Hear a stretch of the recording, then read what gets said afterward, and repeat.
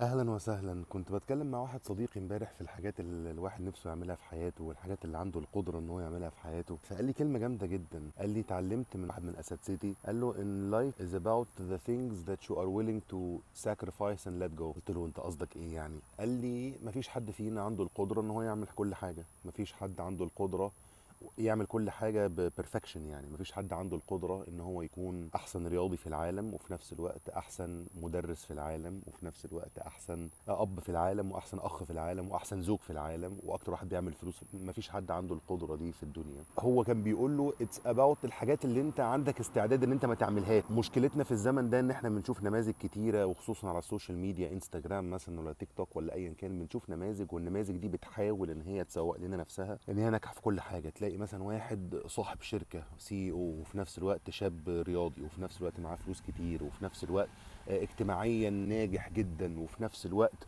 راجل بيعمل خير. ودي مستحيل تكون حقيقة. مهم قوي إن انا في حياتي وانتوا في حياتكم وفكروا في الموضوع ده. مش شرط ان هو يكون صح، يعني انا بس بشير معاكم خواطر. يعني مهم قوي تعرف انت ايه الحاجات اللي انت عندك استعداد ان انت تضحي بيها. في واحد مثلا هو قرر ان هو يكون احسن واحد في شغله، في مجاله، في المكان اللي هو عايش فيه وفي الشركه اللي هو بيشتغل فيها، فهو هيضحي عشان يعمل الكلام ده، وهيشتغل كتير وهيشتغل عدد ساعات كتير وممكن نومه يتاثر وممكن اسرته تتاثر. فهو لو خد القرار ده هو لازم يكون مستوعب ان هو هيضحي بحاجات تانية. ما ينفعش يجي مثلا بقى يقول اصل انا مش بنام كويس. ايوه، ما انت قررت تشتغل 16 ساعه في اليوم وده قرار انت خدته، معنى كده لازم تكون عارف انت هتنام قليل، لان هو اليوم كله 24 ساعه. طبعا هو احسن حاجه في الدنيا هو التوازن والبالانس، بس اللي اقصده ان كل واحد فينا عقليا يكون مستعد للحاجات اللي هو عايز يعملها، بس يكون في نفس الوقت مستعد ان هو يدفع الفاتوره بتاع الحاجات اللي هو عايز يعملها. ما يجيش ان هو يكون عايز يعمل حاجه معينه بس هو مش مستوعب الضريبه اللي هو محتاج يدفعها. فالفكره دي فكره حلوه قوي، ان كل واحد فينا يكون عارف الحاجات اللي هو ممكن ما يكونش احسن حاجه فيها في الدنيا، وذس از اوكي.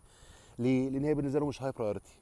انا بالنسبه لي ممكن حاجه ما تكونش هاي برايورتي، بالنسبه لك انت تكون فيري فيري هاي برايورتي، واحنا الاثنين نبقى تمام. بس تبقى انت مستوعب ان هو بالنسبه لك انت عارف ان الموضوع ده انت ممكن ما تكونش فيه احسن حاجه، بس في نفس الوقت الحاجه اللي انت مركز فيها تبقى خلاص انت عارف ان انت بتوجه جزء كبير من حياتك ليها. وطبعا في الاخر ان الواحد يكون بالانسد في الحاجات اللي هو عايز يعملها، ما بين مثلا وقته مع ربنا ووقته مع اسرته، وما بين مثلا ان هو عايز يعيش عيشه معينه.